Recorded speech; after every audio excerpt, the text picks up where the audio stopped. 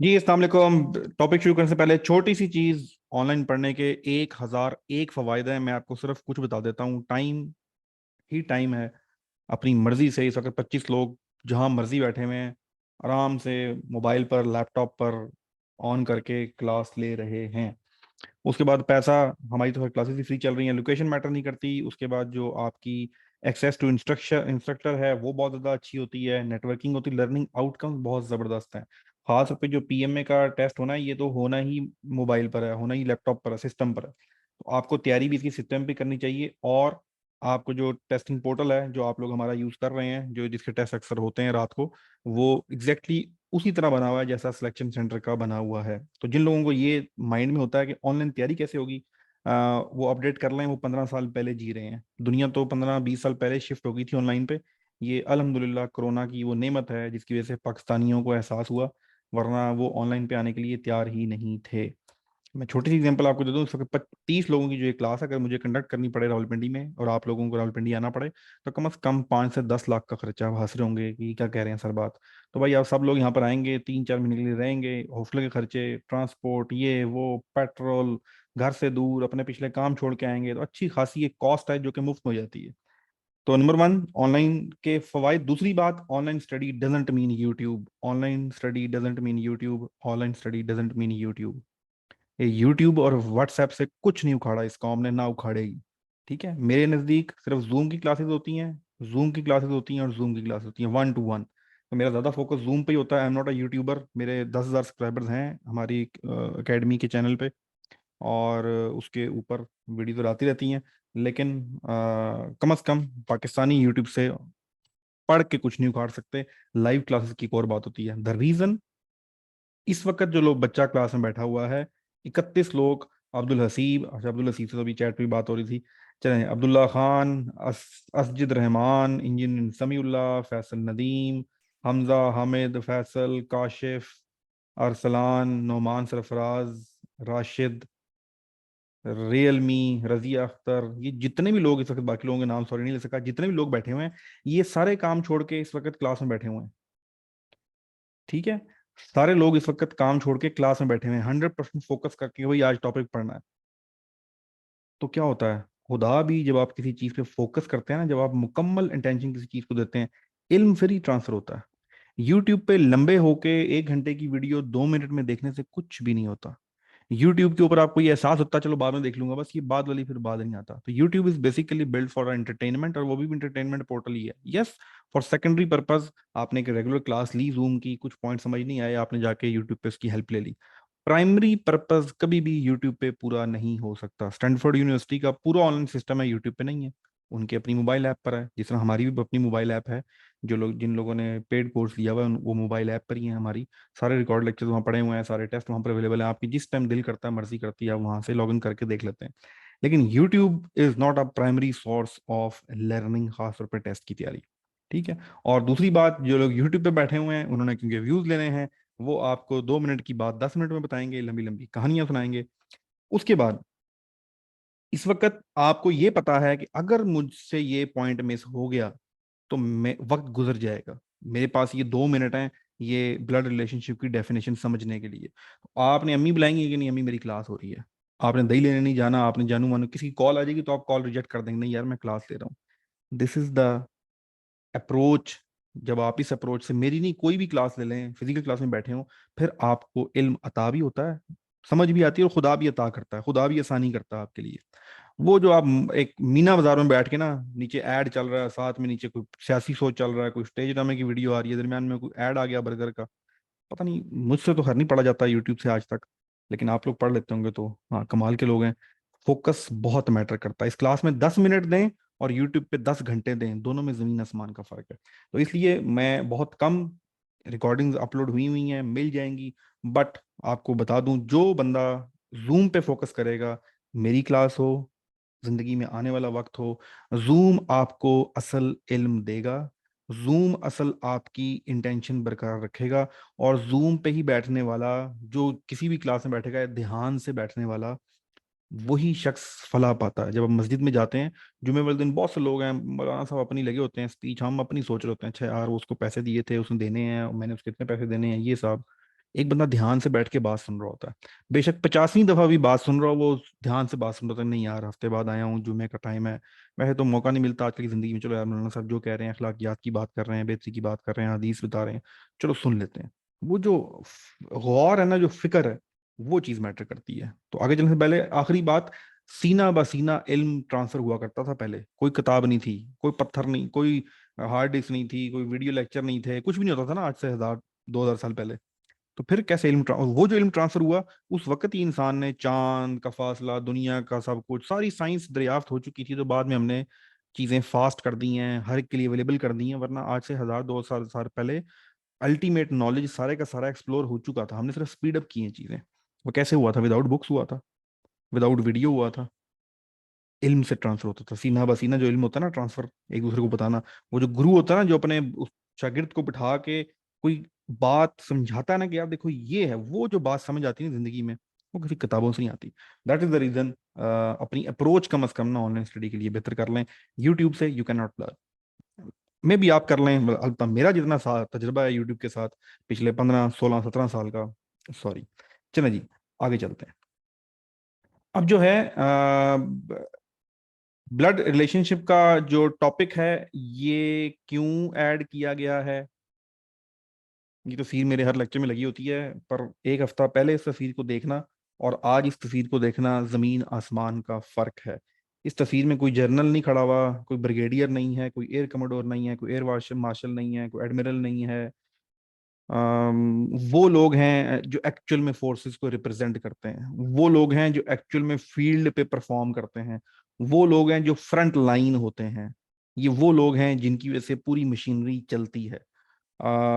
अगर आपने बड़ों की वजह से, सियासी इख्तलाफ की वजह से, जो हरकतें पिछले एक हफ्ते में हुई हैं इस मुल्क के अंदर, और इंतहाई ढीठपना, पिछले 15 मिनट पहले पार्टी के लीडर साहब ने, उस सियासी पार्टी जिसने दहशतगर्दी की है, अटैक किया है बिल्डिंग्स पे, फौज पे, उसके लीडर ने फिर एक वीडियो अभी थोड़ी देर पहले शेयर किया है, ये औरतों और मजलूम बच्चों को पकड़ा जा रहा है। पहले आप औरतों और मजलूम बच्चों को खराब करो, उनका दिमाग खराब करो, उनको मेंटली तौर पे रियासत के खिलाफ तैयार कर दो, और जिस वक्त रियासत उनको पकड़े, फिर अब आप लेकर आ जाओ हमदर्दियां की रियासत बच्चों को पकड़ रही है। तो he is manipulating every value of society, every, जिसे कहते हैं ना, हर नॉर्म सोसाइटी का खराब हो रहा है। और ये पता नहीं क्या कर रहे हैं, मतलब औरतों और बच्चों को सड़क पे कोई मर्द का बच्चा कम से कम नहीं लेकर आता। ये हमारी और हम सब की ये वैल्यूज हैं। पाकिस्तान आर्म फोर्सेस में पता, कॉम्बैट के अंदर गर्ल्स नहीं है, कॉम्बैट के अंदर गर्ल्स नहीं है, ऑपरेशनल में है, एडमिनिस्ट्रेशन में है, साइंटिफिक रिसर्च में है, लेकिन कॉम्बैट के अंदर गर्ल्स नहीं है। हम नहीं लड़ाते, हमने औरतों से लड़ा, बहुत बड़ी सपोर्ट है, मेडिकल की बहुत बड़ी सपोर्ट है, इंजीनियरिंग की बहुत बड़ी सपोर्ट है, लेकिन करवाने वाला काम नहीं है। तो ये वो वाहिद पार्टी है जो बच्चों और औरतों को सड़कों पर लाकर, और किसके सामने खड़ा किया है? औरतों और बच्चों को लाके किसके सामने खड़ा किया है? रियासत के सामने, फौज के सामने। फिर कहते हैं जी फौज ने रोका नहीं। भाई उस दिन गोली चल जाती तो मकसद पूरा हो जाता दुश्मनों का। तो फौज ने बहुत सब्र से काम लिया। सिर्फ आपको ये बताने के लिए, you have to know this, आज कांग्रेस पार्टी के 60 मेंबरान ने, कांग्रेस अमेरिकन पार्टी के 60 मेंबरान ने अपने वजीर सेक्रेटरी, जो दफा का सेक्रेटरी है, उसको लेटर लिखा है कि जाओ भाई पीटीआई की हेल्प करो, पाकिस्तानी गवर्नमेंट और फौज अच्छा नहीं कर रही पीटीआई के साथ। वही पीटीआई, वही पीटीआई जो साल पहले कहती थी अमेरिका ने हमें निकलवाया है। समझने वाले समझने की कोशिश करें। खैर, स्टूडेंट हैं, आते हैं टॉपिक की तरफ, ये बातें भी आपको बताना जरूरी है। ओके जी, ब्लड रिलेशनशिप क्वेश्चन, ये टॉपिक सबसे मजेदार टॉपिक है, सबसे कंफ्यूजिंग टॉपिक है। मैं आज भी जब आपको पढ़ाऊंगा तो मैं खुद भी इसमें गलतियां करूंगा, ये इस तरह कमबख्त टॉपिक है।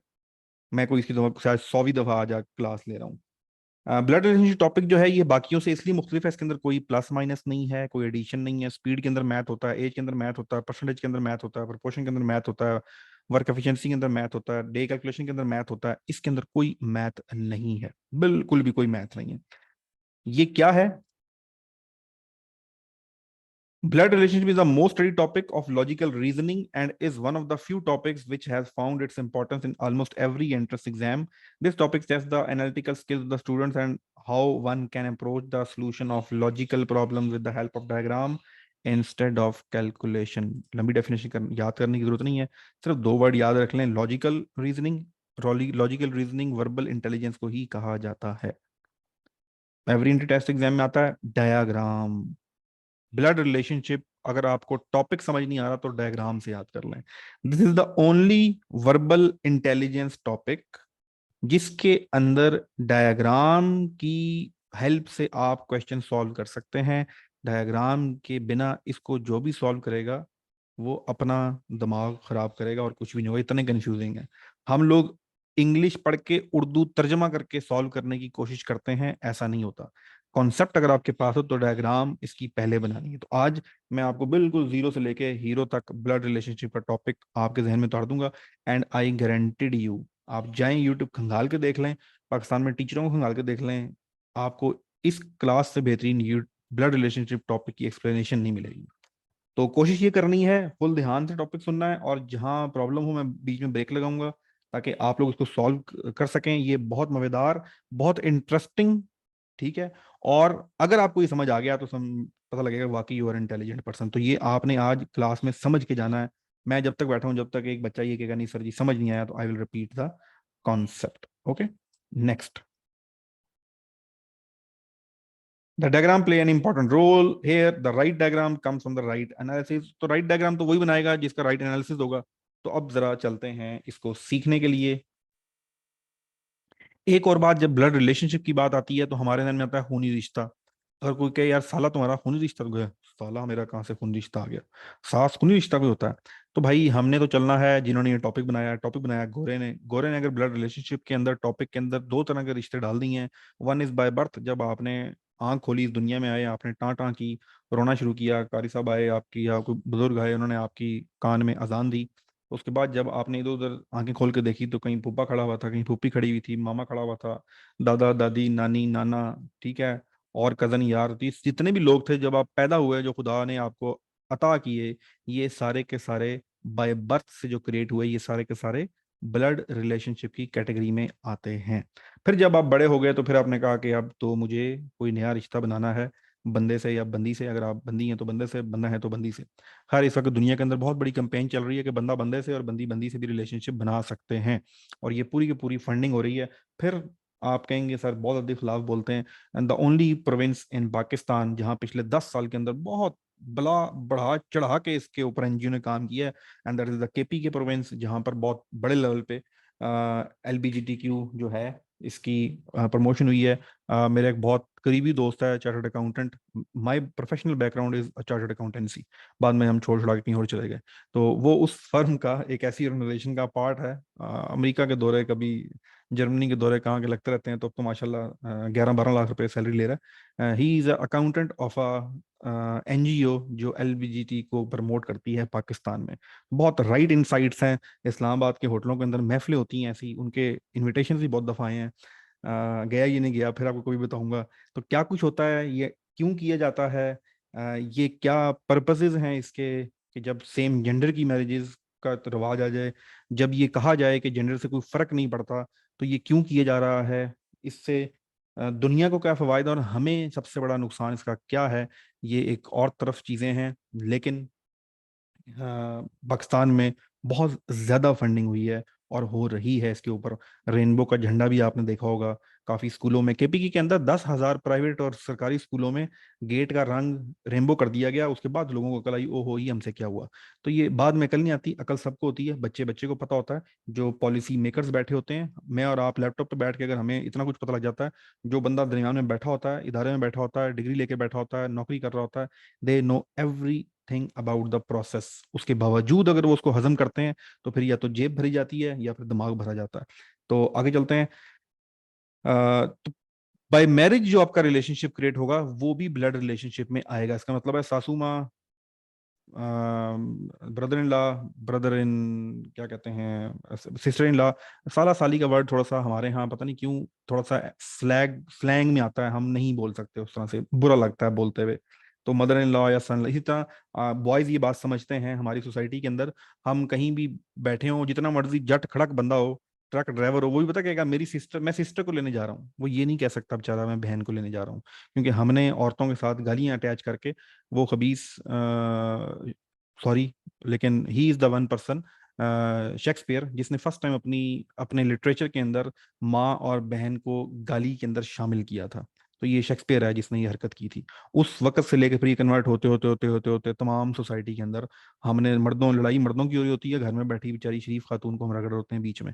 तो हमारे यहाँ हम ये भी नहीं कह सकते कि बैठो यार वो मैंने बहन के घर जाना है, वैसे इंग्लिश के एक लफ्ज नहीं बोलेगा, लेकिन क्या बोलेगा, वो सिस्टर की तरफ जाना है। दैट टाइप ऑफ लेवल के हमने ये अपनी माशरती असूल बनाए हुए हैं। खैर, तो इसलिए हम साथ साली भी थोड़ा सा स्लैंग वर्ड है। तो सिस्टर इन लॉ आप उसको कहते हैं जो बाय लॉ आपकी सिस्टर बनती है, वैसे नहीं होती। जब आपकी शादी होती है तो आपकी जो वाइफ की बीवी है वो बाय लॉ आपकी सिस्टर बन जाती है। इस तरह जो आपकी वाइफ का भाई है वो बाय लॉ आपका भाई बन जाता है। इसी तरह आपकी अगर इफ यूर अ गर्ल और आपकी शादी होती है तो आपके मियाँ का जो भाई है वो बाय लॉ, तो उसको हम फिर brother in law, sister in law कहा जाता है।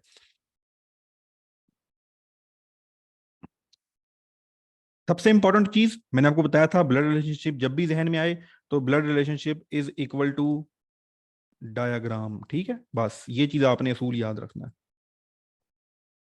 बाकी सारी कहानी खुद ही सेट हो जाएगी। ठीक है, डायाग्राम। जनरेशन लेवल आपको पता, जनरेशन लेवल क्या है?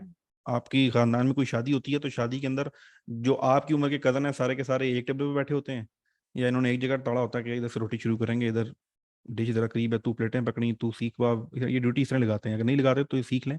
शादियों पे एकदम उठ के हर कोई नहीं भाग जाता, अपनी अपनी ड्यूटी होती है। देख तूने सीख वा पकड़ने हैं, तूने जो है मुर्गे की वो चावल पकड़ने हैं, तूने ये पकड़ना है, फिर बंदा इकट्ठे मिल के बैठ के खाता है। This is the right way to attack the khana. ये अपनी अपनी प्लेट लेके फिरने में कोई फायदा नहीं होता।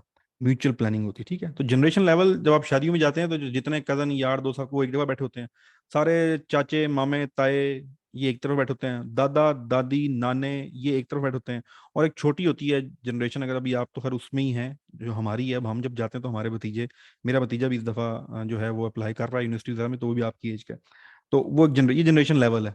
ठीक है, या फिर जब घर में बड़ों की मीटिंग हो रही होती है तो फिर आपको चलो उठ, तू जा जरा पानी लेकर आ, शाबाश, बड़ों की बात हो, इधर किधर बैठा हुआ है, चलो। तो किसको शाबाश, तो वो जनरेशन गैप होता है, सुनो, जनरेशन लेवल। तो आपका, आपके कजन, आपका भाई, आपकी बहन, आपकी बीवी, आपका सिस्टर इन लॉ, आपकी ब्रदर इन लॉ, ये सारे के सारे आपका एक जनरेशन लेवल है। ऊपर चले जाए, अम्मी अब्बू ताया चाचा मामू मामी फुप्पी फुप्पा खाला खालू, ये सारे के सारे आपसे अबव लेवल जनरेशन लेवल है। दादा दादी नाना नानी ये उससे ऊपर का लेवल है। नीचे आ जाए, बेटा बेटी भतीजा भतीजी दामाद बहू, ये उससे नीचे के लेवल है। उससे नीचे चले जाए, पोता पोती नवासा नवासी, ये उससे नीचे का लेवल। तो this is called generation level. ये जनरेशन लेवल जब भी अब मैं बोलूंगा, जब भी जनरेशन लेवल चेंज होगा तो आपके जहन में एक क्लिक होना चाहिए कि जनरेशन लेवल अप होता है या डाउन होता है।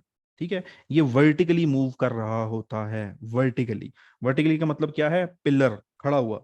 और हॉरिजॉन्टली का मतलब होता है लेटा हुआ। हॉरिजॉन निकला है जहां से जमीन और आसमान मिलते हैं। उस जब आप शाम को छत पे खड़े होके सूरज को गुरूब होते देखें तो आपको दूर लगता है। अब तो बिल्डिंग इतनी हो गई हैं, पहले तो मैं इस्लामाबाद में रहता था तो इस्लामाबाद में मेरे घर के ऊपर खड़े होके, मेरा मतलब फैसल मस्जिद से जो घर है वो कम से कम को 20 किलोमीटर दूर है, लेकिन अपने घर पे खड़े होके हम फैसल मस्जिद देखा करते थे। और अपने घर पे खड़े होके हम दूर सूरज को गुरूब होते जब देखते थे तो हमें जमीन और आसमान मिलती नजर आती थी। तो जहां जमीन और आसमान मिलती नजर आए उसको हॉरिजन कहा जाता है। उसी चीज से हॉरिजॉन्टल निकला। तो ये जो लाइन होती है ऐसे एक्स एक्सिस पे, इसको हॉरिजॉन्टल कहते हैं। ये मैं आपको इसकी कॉन्सेप्ट बता रहा हूँ कि ये हमने एक दो और जगह भी जाके कॉन्सेप्ट जो है वहां हमने कवर करने हैं। इसी तरह ये हॉरिजॉन्टल याद रखिएगा, लेटी हुई लाइन जो है एक्स एक्सिस पे है इसको हॉरिजॉन्टल बोला जाता है। हॉरिजॉन्टल नहीं होता, हॉरिजॉन्टल होता है। उसके बाद जो इसको इंटरसेक्ट करती है 90 डिग्री पे इसको वर्टिकल बोला जाता है। Vertical line. और ये वर्टिकल लाइन जो है एक बड़ी जबरदस्त मूवी है, बड़ी पुरानी, वर्टिकल लिमिट्स, पाकिस्तान की K2 के ऊपर मूवी बनी हुई है, वर्टिकल लिमिट्स। तो जो एक्स वाई एक्सिस है इसको वर्टिकल कहा जाता है। अच्छा, अब यहां पर जो वर्टिकल आपकी मूवमेंट है वो क्या मूवमेंट होगी? वो जनरेशन लेवल मूवमेंट होगी। ये अगर आप यहां पर मी हूं तो नीचे आया तो ये पुत्र, नीचे आया तो पोता। ठीक है, ये ऊपर गया तो अब्बू, ऊपर गया तो दादा। ये वर्टिकल मूवमेंट हमेशा जनरेशन शिफ्ट को रिप्रेजेंट करेगी। वर्टिकल मूवमेंट तस्वीर हम बनाएंगे, अभी सीखेंगे डायग्राम। तो डायग्राम के अंदर जब भी कोई चीज ऊपर जाएगी या नीचे आएगी, आपने एक बात समझ लेनी है भाई साहब, जनरेशन गैप आ गया। ठीक है, जनरेशन लेवल चेंज हो गया है। तो ये है वर्टिकल। और जब भी ये हॉरिजॉन्टल मूव कर रही होगी तो उसका मतलब है कि जनरेशन चेंज नहीं हो रही, खाली रिश्ते चेंज हो रहे हैं बहन भाई से, या फिर यहाँ पर अब्बू ताया चाचा मामा मामी खाला, ये या फिर दादा दादी। ये जो वर्टिकल मूवमेंट जनरेशन लेवल में चेंज हो रहा है, और horizontal movement generation level change नहीं हो रहा, सिर्फ रिश्ते चेंज हो रहे हैं। ये भी डिटेल के साथ हम आगे कवर करते हैं। सिंबल्स हैं, जब हम डायग्राम बना रहे होते हैं तो हम कुछ सिंबल्स का इस्तेमाल करते हैं। वेरी इंपॉर्टेंट पॉइंट जो आपने सिंबल्स की यहाँ पर समझना है, दैट इज बल्ब कैसे बनता है, ऐसे बनता है कुछ, वो आइडिया जो नहीं आता कुछ इस तरह बल्ब बनता है। खैर ये गुब्बारा बन गया, खैर सॉरी। तो मैं आइडिया बना रहा था, वो जो आइडिया आता है क्लिक होता है। अच्छा, सिंबल्स का जो है वो, ये आइडिया याद रखें कि जब आप ये टॉपिक पढ़ रहे होंगे, यूट्यूब पे पढ़ रहे होंगे, या किसी और सर से पढ़ रहे होंगे, या किसी फिजिकल एकेडमी में पढ़ रहे होंगे, या किताब से पढ़ रहे होंगे, तो वहां पर हो सकता है वो अपनी मर्जी के सिंबल्स बताए आपको। ये हर की अपनी चॉइस होती है, जो जिसको आसान लगे। वो कहेगा जी मेल के लिए हम प्लस का साइन यूज करेंगे, फीमेल का माइनस का यूज करेंगे। ठीक है, अक्रॉस द कंट्री ये यूज किया जाता है, पर दिस इज अ वेरी फजूल सिंबल्स, खासतौर पे एज अ स्टूडेंट। तो हम जो सिंबल इस्तेमाल करेंगे, मेल के लिए हम बॉक्स इस्तेमाल करेंगे, और फीमेल के लिए हम सर्कल या हम ये इस्तेमाल करेंगे, ठीक है, ओवल का या एलिप्स का। तो ये सिंबल्स अपने अपने होते हैं। फिर हम शादी के लिए हम प्लस का साइन इस्तेमाल करेंगे, जब दो लोगों की शादी करानी है तो प्लस का साइन।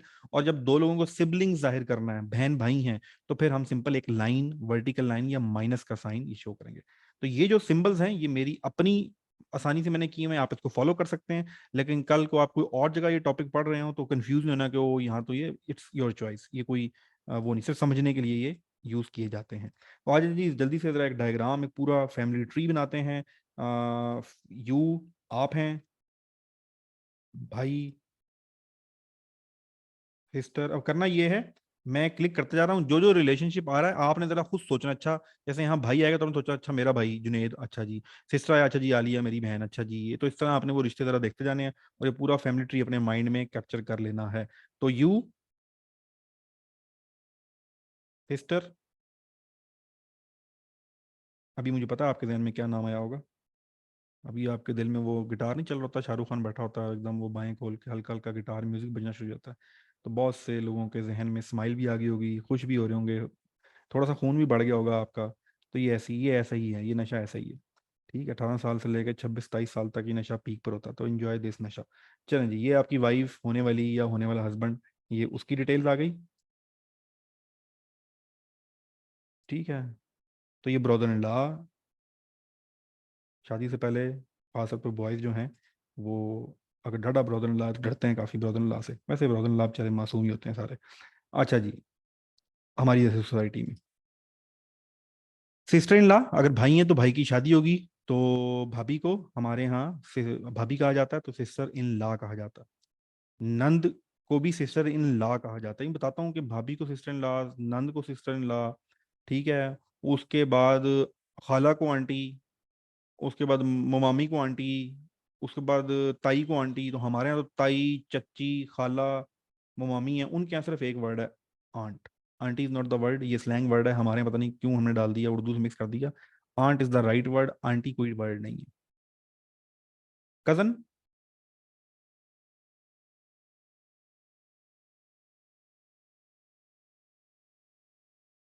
उसके बाद आपसे डाउनवर्ड जो, अब देखें जनरेशन चेंज हो गई।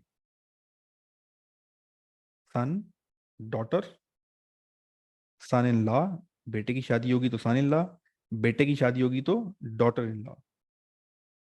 नाइस, ये नाइस है, आई को पूरा अपने लॉन्ग प्रोनाउंस करना है। इसको कई लोग नीस भी बोलते हैं, नाइस है ये। ठीक है, नाइस, ई को भी प्रोनाउंस नाइस। उसके बाद आपके पास नेफ्यू है, नेफ्यू भतीजा, नाइस भतीजी। ये ग्रैंड है, ग्रैंड सन है। अच्छा ये सब मैं समझ रहे, लेकिन हमारे आर्म फोर्सेस के एग्जाम में ना इतना तीसरी जनरेशन लेवल नहीं आता। दादा, अबू, बेटा और खुद, बस ये निचला से बहुत कम आता, लेकिन चलें फॉर अंडरस्टैंडिंग। अच्छा जी, पहले फादर को तो लेकर आते हैं, हम खुद ही पहले आ गए, चलें। अच्छा जी, फादर मदर, फादर वाली साइड पे अंकल आंट, मदर वाली साइड पे अंकल आंट, फादर से ऊपर father, grand father, grand mother,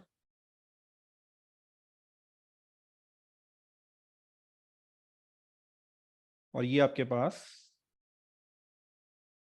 grand mother आ गया। ये आंट आ गया और ये एक और आंट आ गया। अब क्या करना है नेक्स्ट, अब इसमें आपने हमने ये हाईलाइट करना है कि कौन इसमें मेल है कौन फीमेल है, जेंडर। और ये वो सिंबल थे जो मैं आपको बता रहा था कि हमने सिंबल्स का इस्तेमाल कहाँ पर करना है। I decided to use the circle और square for gender differentiation. Different books में डिफरेंट टॉपिक्स पे आपको डिफरेंट साइन मिल सकते हैं। तो यू ज्यादातर, क्योंकि पीएमए का कोर्स चल रहा है, ज्यादातर जो लोग हैं वो बॉयज ही होते हैं, तो I consider you and me as a male. उसके बाद फिर आप देखते जाते हैं, कहीं मैं गलती करूं तो चेक कीजिएगा। Uncle, father, uncle, brother, brother in law, nephew, son, son in law, grandson. तो ये हो गया। उसके बाद आ जाए फीमेल्स पे, ग्रैंड मदर, ग्रैंड मदर,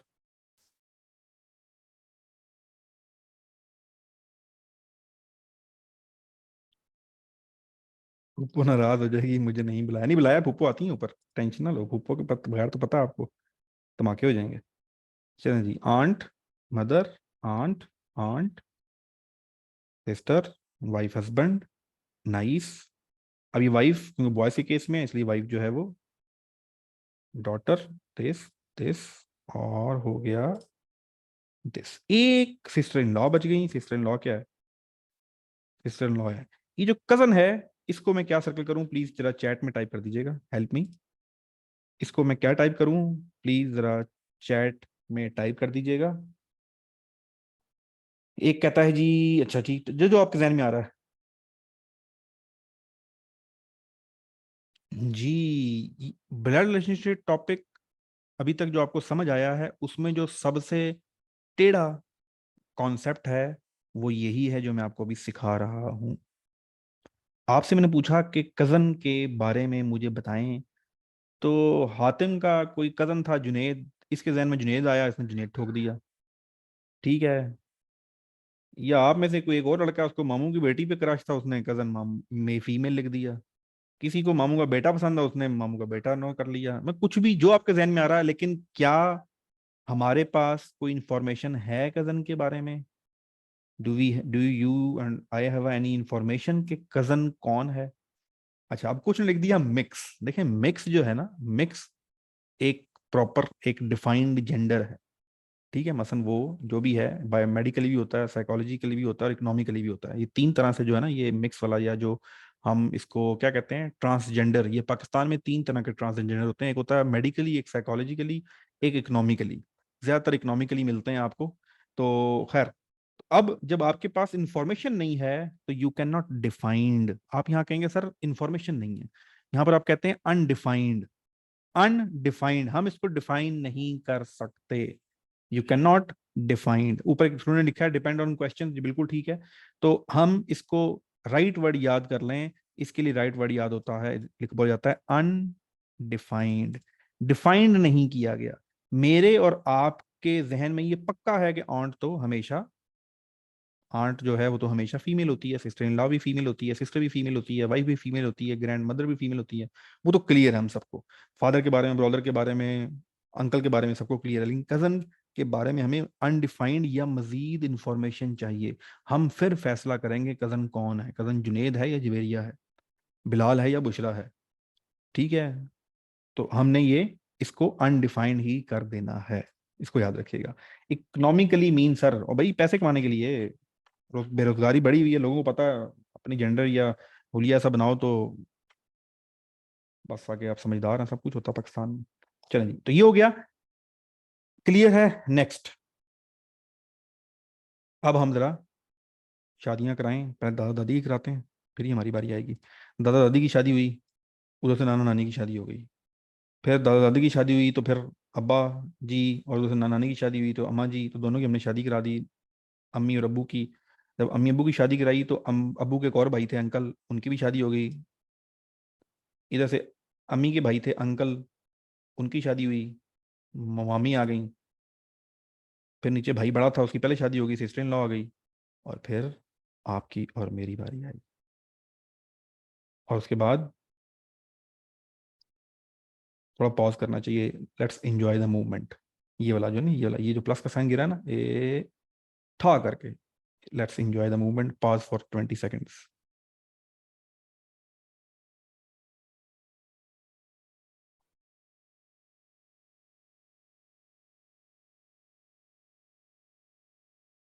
चलें, कॉन्ग्रेचुलेशंस। जब आपकी हुई तो फिर कुछ अरसे बाद,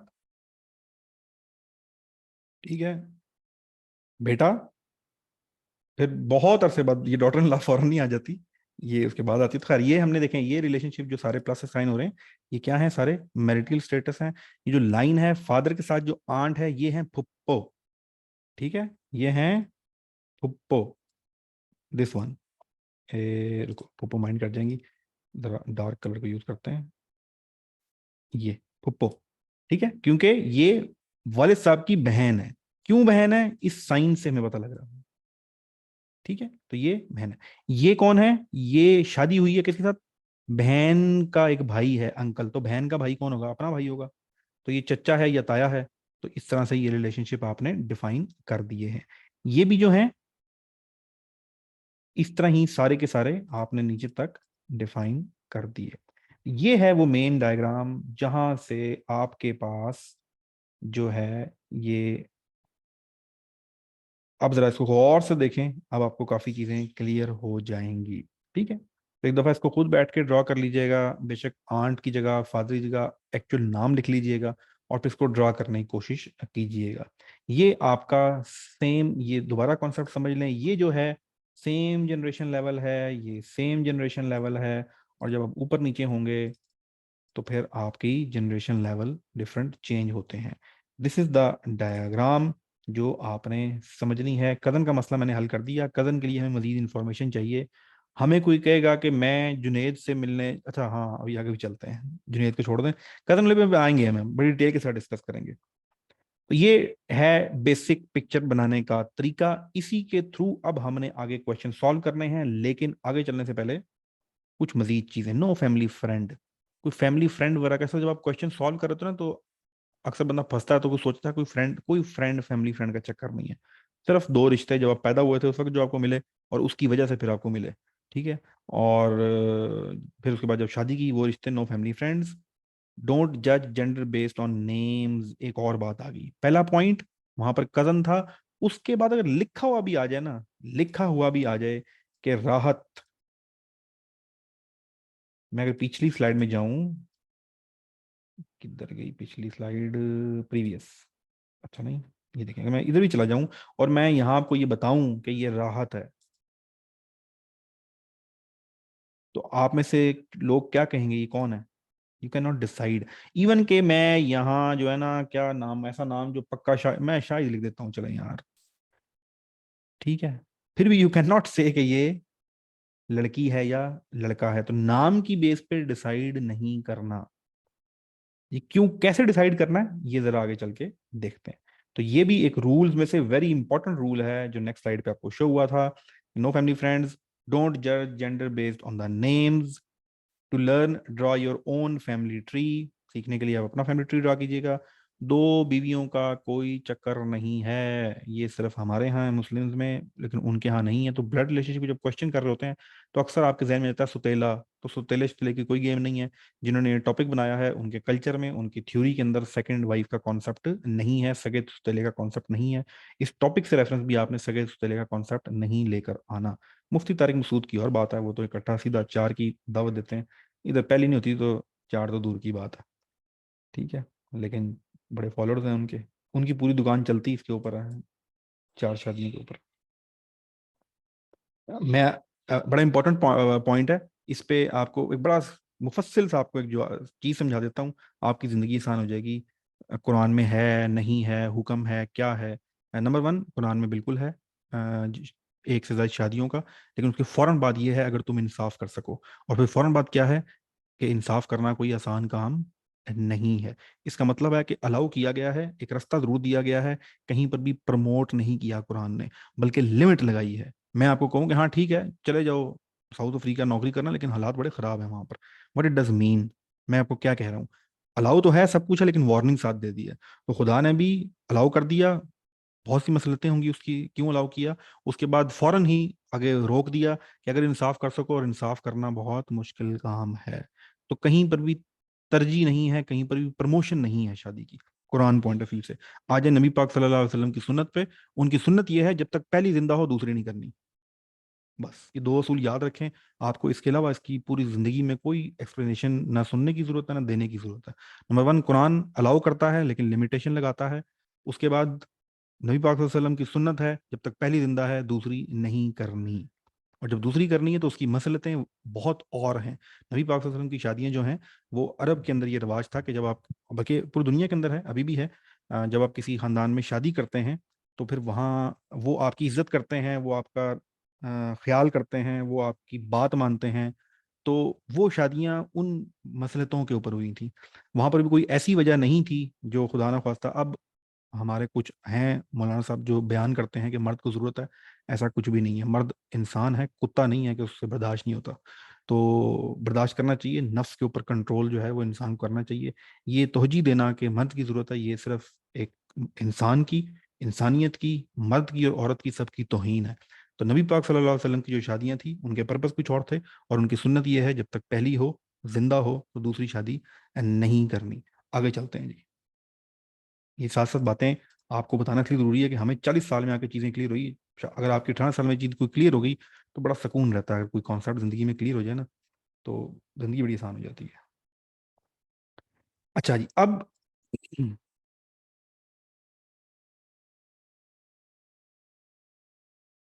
आसान तरीन चीज सीखें या मुश्किल तरीन चीज सीखें, हम लोगों की बदकिस्मती आके आपने आपकी गिची पकड़नी है इंग्लिश ने। तो ब्लड रिलेशनशिप टॉपिक कुछ भी नहीं है, कुछ भी नहीं है, लेकिन इंग्लिश जो है ना वो उल्टी कर देती है। तो अब हुआ ये है कि आप सबको और मुझे रिलेशनशिप सबको पता है, लेकिन हमारे यहाँ पाकिस्तान में अगर आप देखें तो हमारे यहाँ मलेर भी है, मसेर भी है, ताई भी है, चाची भी है। हमारे यहाँ घर में साला आ रहा हो तो और तरह का खाना पकता है, और अगर हमारे घर में देवर आ रहा हो तो और तरह का खाना पकता है। अगर हमारे घर में मदर इन लॉ, बीवी की आ रही है तो कुछ और होता है, बेटे की आ रही है तो कुछ और होता है। तो हमारे यहाँ बहुत से ऐसे फजूल लवाजमात हैं जो भी हैं सोसाइटी की वजह से हैं। मुसलमानों में भी थे कुछ, लेकिन जब हम 1000 साल रहे हैं एक ऐसे कल्चर के साथ जो इन चीज़ों में बहुत ज़्यादा इन डेप्थ इन्वॉल्व था, दैट इज़ हिंदू जो मजहब है। हम उनके साथ रहे हैं, हमारी दीवारें उनके साथ मिली हुई थी, हमारा कल्चर उनके साथ था। तो 1000 साल बहुत बड़ा टाइम होता है। यहाँ 10 मिनट किसी के साथ गुजारो तो असर होना चाहिए होता है। 1000 साल रहे हैं उनके साथ। तो बहुत सी ऐसी चीज़ें हमारे यहाँ मिक्स हो गई हैं, बहुत सी ऐसी चीज़ें हमने उनसे लेकर शामिल कर ली हैं। तो उसकी वजह से ये अब बेतहाशा फिर हमने, क्योंकि हर को प्रोटोकॉल भी देना होता है उसके मुताबिक, तो उसके मुताबिक हमने डिफाइन कर लिया, ये साला है, ये बेगम का भाई है, ये मियाँ का भाई है, ये मलेर है, ये फुपेर है। ये पोटोहारी के अंदर जो लड़के हैं, कोई पोटोहार से है तो वहाँ ददपोतरा, ददपोतरे का एक बड़ा टेक्निकल वो है कि इस ये मेरे दादे का पोता है, तो ददपोतरा कहा जाते हैं। ठीक है, तो ये ददपोतरे का भी कॉन्सेप्ट है। लेकिन गोरे के यहाँ वो सिंप्लीफाइड कर चुके हैं चीजें काफी। उनके यहाँ अंकल है तो अंकल है, बस खत्म। अंकल, आंट है तो आंट है, खत्म, फिनिश। ठीक है, सिस्टर इन लॉ तो सिस्टर इन लॉ, उसको मजीद डिफाइन करने की उनके यहाँ जरूरत नहीं है। बट जरूरत तो पड़ती है ना। अगर बच्चे ने आके बताना हो कि बाहर अंकल आए हैं तो कौन से अंकल आए हैं? ठीक है, मामू आए हैं या ताया आए हैं, या ताया चाचा का तो खैर कॉन्सेप्ट नहीं है उनके यहाँ। तो एक उसके लिए जो चीज होती है, वन इज जो भी रिश्ता माँ की तरफ से होगा, एम से मदर, एम से मदर, एम से मैटरनल, एम से मैटरनल, मैटरनल अंकल। ठीक है, मैटरनल आंट। अब फिर मसला आ गया खाला, मैटरनल आंट खाला होगी तो क्या बोलेंगे? तो मैटरनल आंट सिस्टर कर सकते हैं, मदर सिस्टर कह सकते हैं, कंफ्यूजन क्यों फैलाते हैं? तो ये इस तरह की चीजें जो हैं आपने याद करनी है। और अगर अब्बा जी की तरफ से हैं तो फिर parents paternal, paternal, paternal uncle चाचा, पैटर्नल आंट पप्पी, पैटर्नल आंट चाची भी हो सकती हैं। लेकिन पैटर्नल आंट को चाची के बजाय या पैटर्नल आंट के बजाय डिफाइन किया जाता है पैटर्नल अंकल्स वाइफ। क्लियर हो जाता है ना मसला। Maternal uncle wife, mummy. तो इस तरह से ये चीजें, paternal grand, paternal grand father, paternal grand father दादा, मैटरनल ग्रैंड फादर नाना। तो इस तरीके से ये डिफरेंशिएट किया जाता है, maternal and paternal. Maternal maternity leaves के बारे में आपने सुना होगा। कल पाकिस्तान में या परसों, 16, हाँ परसों पाकिस्तान में बिल पास किया है पीपल्स पार्टी की एक रुकन है एमएनए। दो काम, जो कुछ भी है इस मुल्क में, बीबी जो है वो वुमेन के लिए उसने बड़ा काम किया। और बाकी पार्टियां वैसे तो, फिर मैं, मेरे गुस्सा बहुत है इसलिए बार बार निकल आता है, सड़कों पर तो जरूर लाती हैं औरतों को, लेकिन औरतों के लिए कुछ खास काम किया नहीं है। खैर, पीपल्स पार्टी की एक एमएनए, उन्होंने परसों नेशनल असेंबली में एक बिल पास किया है जिसके अंदर मैटरनल लीव्स जो हैं, औरत जब प्रेग्नेंट होती है तो लीव्स मिला करती थी पहले 3 महीने की। अब उन्होंने एक नया बिल प्रूव कराया है जिसमें पहले महीने मैटरनल लीव जो है वो खातून के लिए, पहला बच्चा अगर हो तो 6 महीने है, दूसरा अगर हो तो 4 महीने है, तीसरा हो तो 3 महीने है, साथ में अब्बा जी को भी 1 महीने की छुट्टी अलाउ कर दी गई है। ये बिल भी पास हो गया, होपफुली अप्रूव हो जाएगा। इससे पहले पाकिस्तान में छुट्टी थी नहीं है खातून के लिए, जब वो माँ बनती थी, तो ये भी बेनजीर ने ही करवाया था। अब इसकी रीजन भी सुन लें, आपको जवान बंदे हैं, आपको चीजें पता होनी चाहिए, आगे चल के आपने सारी बातें करनी है। द रीजन, पाकिस्तान जैसे मुल्क में और बाकी ममालिक में, पूरी दुनिया के अंदर ब्रेस्ट कैंसर बहुत ज्यादा फैल रहा है, and the reason for spreading of breast cancer is के हमारे यहाँ ब्रेस्ट फीडिंग खत्म हो गई है। माएँ जो हैं वो जॉब कर रही हैं, तो वो दूध नहीं पिला सकती। जब वो दूध नहीं पिलाती तो एक कुदरत का पूरा प्रोसेस रुक जाता है। ट्राई टू अंडरस्टैंड के एक बच्चा जब अल्लाह ताला दुनिया में भेजता है तो सबसे बेहतरीन खुराक उसकी माँ के थ्रू उसके मुंह में जानी होती है, लेकिन क्या होता है कि वो प्रोसेस रोक देते हैं पकड़ के हम। तो बच्चे के साथ जो जो होता है वो तो होता ही है। तो पाकिस्तान में हर 10वीं खातून जो है, 10%, हर 10वीं खातून को लाहक है ब्रेस्ट कैंसर होने का खदशा है।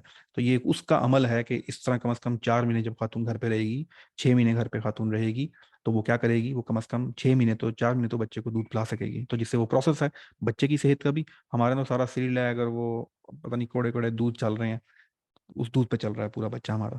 तो ये एक लॉन्गर रन इसका ये इम्पैक्ट है, पूरी स्टडी है इसके पीछे जो पिम्स ने करके दी है उस एमएनए साहिबा को, और उन्होंने ये बिल पास किया है।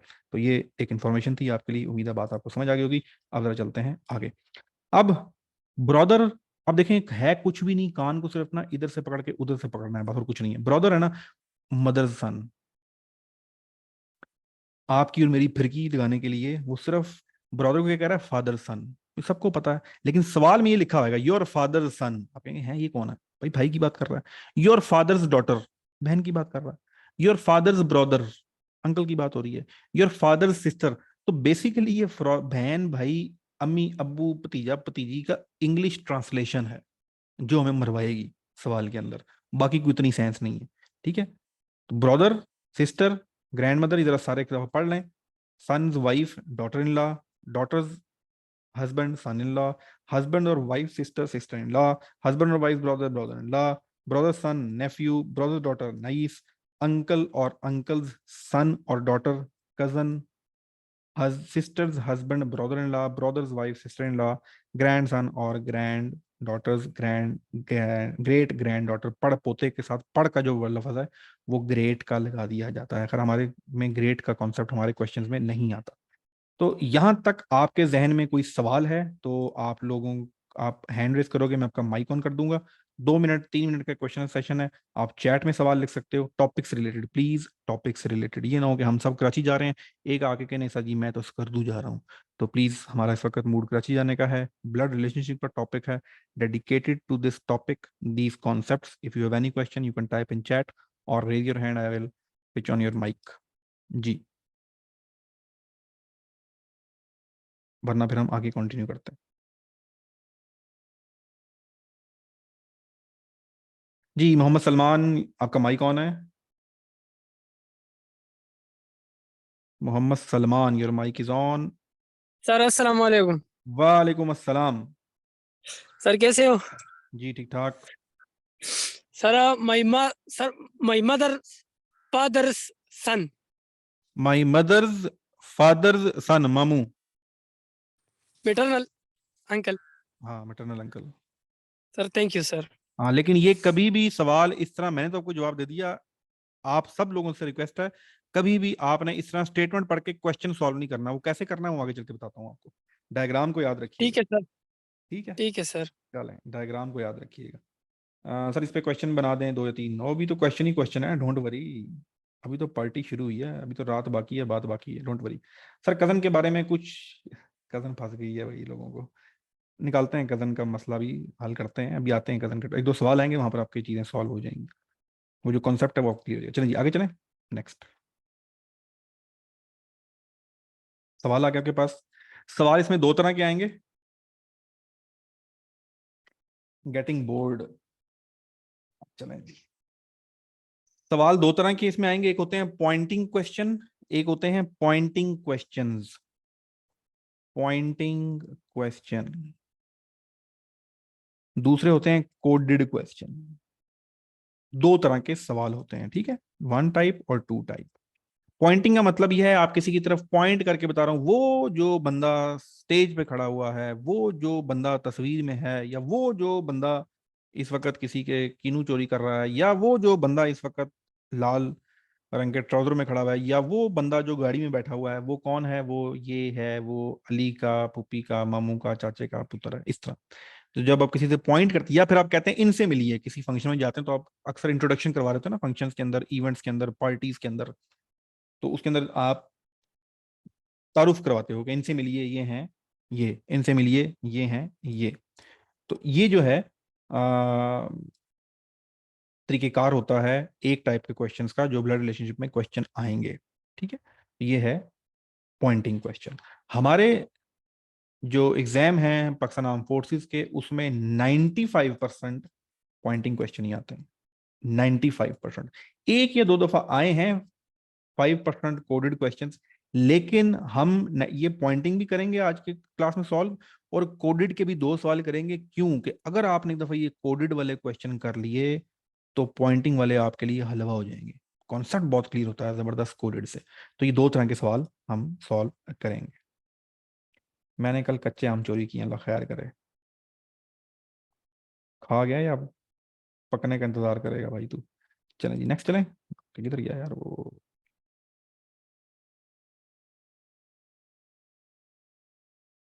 अच्छा, मैं इसके अभी ऑप्शंस आपके सामने शो नहीं कर रहा। दूसरी बात, आप में से जो पुराने स्टूडेंट उनको भी पहले बता चुका हूँ, मैं दोबारा बता रहा हूँ, ये कोई टेस्ट नहीं हो रहा।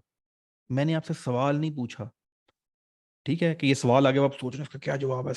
कोई जरूरत नहीं है सोचने की, और ना इसका आप सही जवाब दे सकते हो। और अल्लाह ना करे कि आप इसका सही जवाब दे दें पहली अटेम्प्ट में, तो गलत ही दें ताकि पूरा प्रोसेस कम से कम समझ लें। इस सवाल को ब्रेकअप करना और इसको सॉल्व करना जरा समझ लीजिएगा। Pointing to a photograph of a boy mister लिजेड। एग्जाम में 20 सेकंड होंगे।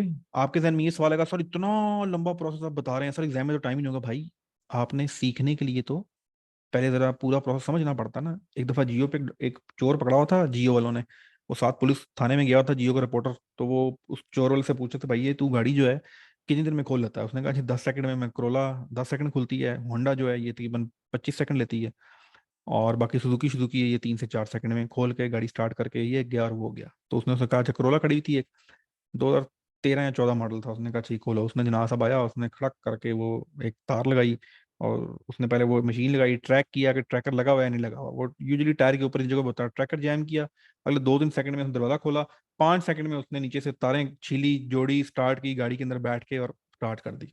तो उससे पूछा कि भाई तूने ये 3 सेकंड में या 4 सेकंड में या 10 सेकंड में जो गाड़ी तू खोल लेता है, गाड़ी खोल के क्वेश्चन सॉल्व करना और बात है, पूरी गाड़ी खोल के उसको चला के उड़ जाना ये बहुत बड़ा स्किल है, वेरी परफेक्ट स्किल।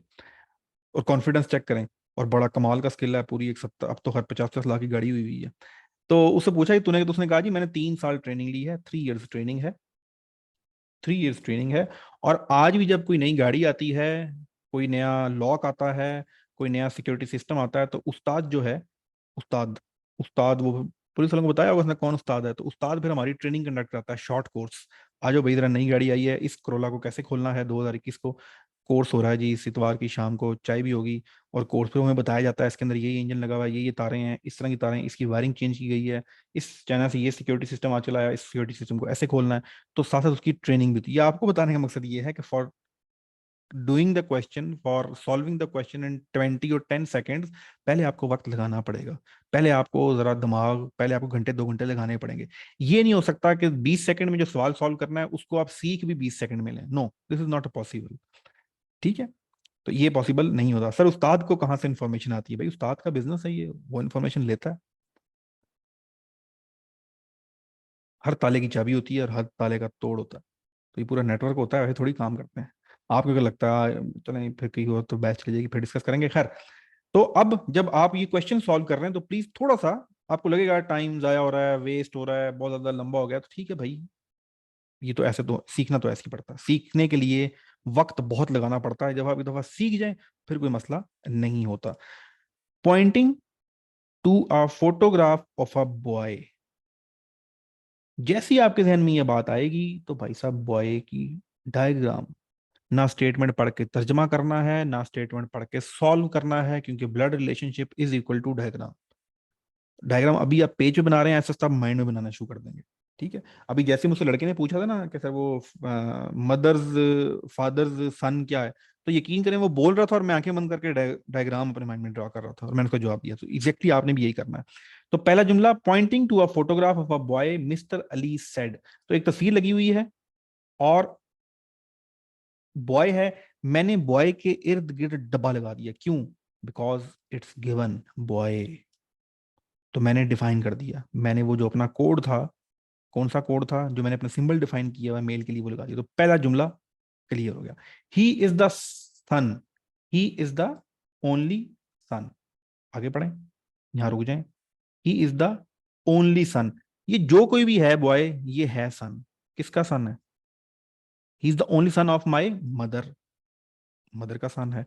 अब मदर है, मदर से हमें सब पता है फीमेल है, तो हम आराम से दूसरा सिंबल लगा देंगे। ठीक है। ही is the son of the only सन। यहां तो क्वेश्चन सॉल्व हो गया। ऑफ माई मदर की बात कर रहा है।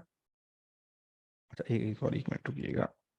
ये ही is the son of the only sun, mother तक नहीं, ही is the son of the only. किसका सन है? एक सन ऑलरेडी है, और वो किसका सन है? वो मेरी माँ का सन है, बेटा है माँ का। ये डायग्राम बनती है।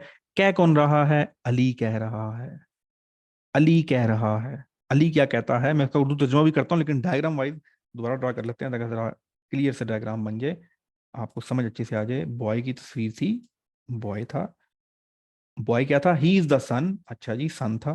किसका सन था? ही is the son of the only सन। एक और सन है, उसका ये सन था। ओके। और ये सन कौन है? ओनली सन है किसका? माय मदर का। ये डायग्राम बन गई। और ये बात कह कौन रहा है? अली कह रहा है, मेरी मदर। माय मदर लिखा ना, माय मदर, कौन कह रहा है? अली कह रहा है। इसका मतलब है अली का, अली की माँ का बेटा, अली की माँ का बेटा। ये जो है, ये अली है। कैसे? Only son. अब जरा उर्दू बोल रहा हूं, अब जरा उर्दू समझिएगा। डायग्राम आपके सामने बन गई है, उर्दू जरा समझिएगा। ही is the son of the only son of my mother, मेरी माँ के अकलौते बेटे का बेटा, मेरी माँ के अकलौते बेटे का बेटा। अगर मैं ऐसा शाहिद आप लोगों को कहूं कि मैं माँ बाप का अकलौता हूं, बताओ मेरे बेटे, मेरी माँ के बेटे का नाम, तो आप क्या कहेंगे? अगर मैं आपसे कहूं ऐसा शाहिद कि मैं अपनी माँ का अकलौता बेटा हूं, मेरे माँ के बेटे का नाम बताओ, तो आप सब लोग क्या कहेंगे? शायद। इसी तरह वो भी, अली भी यहां पर यही कह रहा है कि ये जो शख्स तस्वीर में है, ये जो बॉय तस्वीर में है, ये मेरी माँ के अकलौते बेटे का बेटा है, मेरी माँ के अकलौते बेटे का बेटा है। अब जरा जवाब दें। अच्छा, जवाब देने से पहले एक और इंपॉर्टेंट कॉन्सेप्ट पढ़ना है। पूछा क्या हुआ है? How is mister Ali related to that boy? Ali का क्या रिश्ता है? ये अली है ना, अली का क्या रिश्ता है बॉय से? अली का क्या रिश्ता है बॉय से? अली का क्या रिश्ता है बॉय से? Yes, the right answer is father, the right answer is father. तो जिन्होंने पहले ए आंसर किया था, नेफ्यू किया था, कजन किया था, उनसे ये रिक्वेस्ट है, भाई ये टेस्ट नहीं हो रहा होता, ये क्लास हो रही होती है, साथ साथ चला करें, आपको बहुत अच्छे तरीके से समझ आएगा। व्हेन अ मैन और when a human mind assume के मैंने ये कर लिया है या मुझे ये आता है, then he create a barrier for a learning. तो इसलिए मैं कहता हूँ कि आगे चलने की जरूरत नहीं है। इंशाल्लाह टेस्ट होगा ना, टेस्ट में बताइएगा आप। क्लास में कोशिश किया करें कि आप जरा होल्ड किया करें और ब्रेक लगा लगा के चला करें। तो इस तरीके से डायग्राम बनती है। ये पूरा वो बना के दिखाया हुआ है।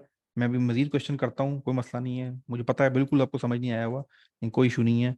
इस सवाल को जरा करते हैं।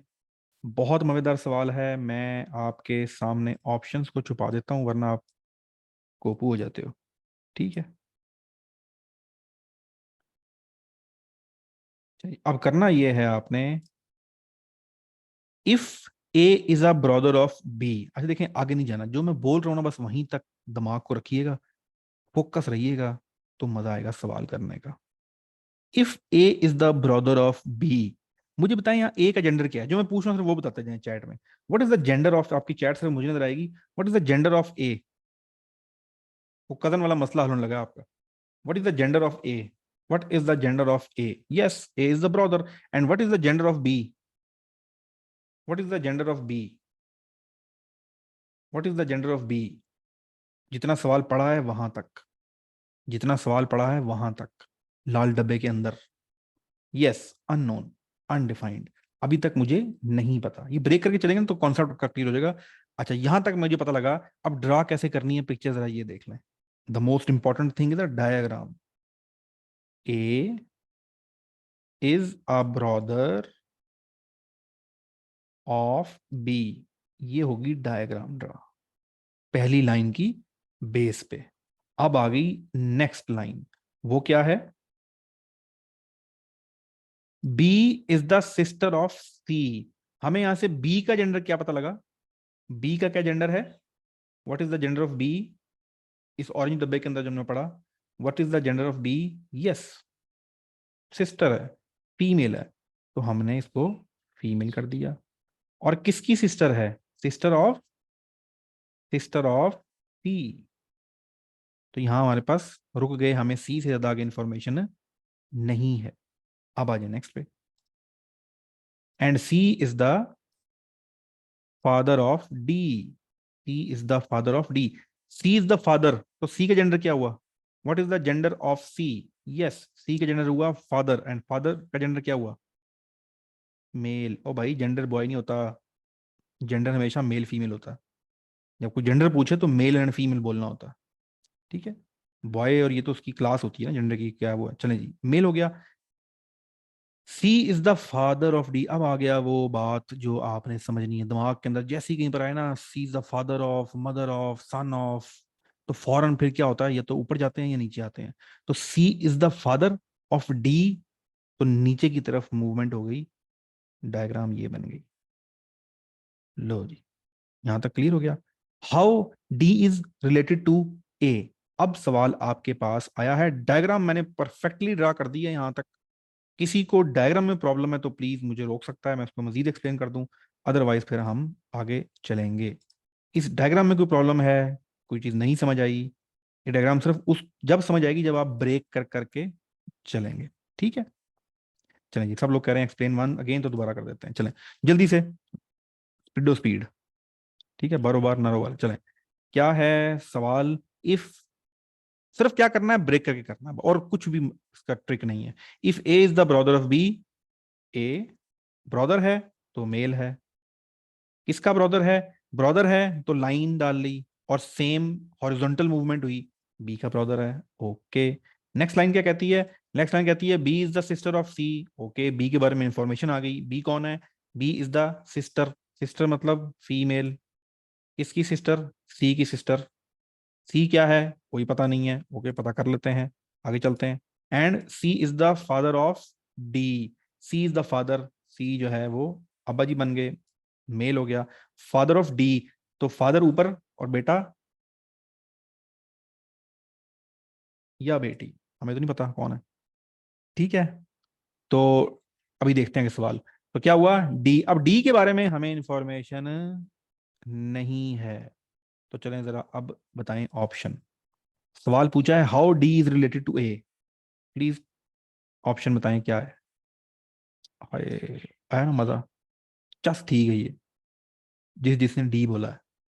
ये है डायग्राम से सवाल बनाने का फायदा, ये है कॉन्सेप्ट समझने का फायदा।